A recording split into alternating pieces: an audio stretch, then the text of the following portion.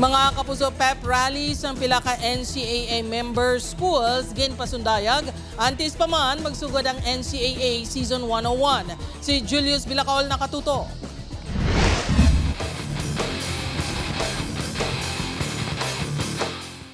Isa katulog na lang, magasugod na ang panibagong nga season sang NCAA. Kadungan sang pagpanghanda, duha pa ka member schools ang nagpatigayon sang pep rally.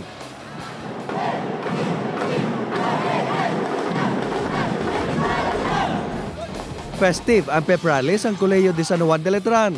Big boost kuno ang pep rally nga ini para sa Knights, nga una nga magapakigbahin sa basketball tournament.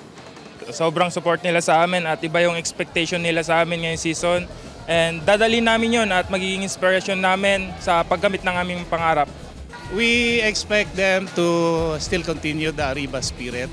Our teams are learning from these experiences and these successes. Yung 101 belongs to Letran. Sa gym naman sa University of Perpetual Health System Dalta sa Las Piñas, nagtambong sa pep rally ang teams nagikan sa nagkalain-lain nga sport. Excited sila nga sugalawon ng Season 101 nga kadungan man sa selebrasyon sang ila anibersaryo. There's a saying that everything you touch will turn to gold. So this year, as we celebrate our 50th anniversary, I believe our players are ready to go for the gold.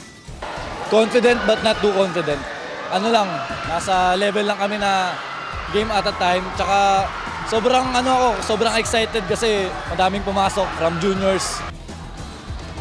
Julius Bilacaol, 1 Western Visayas.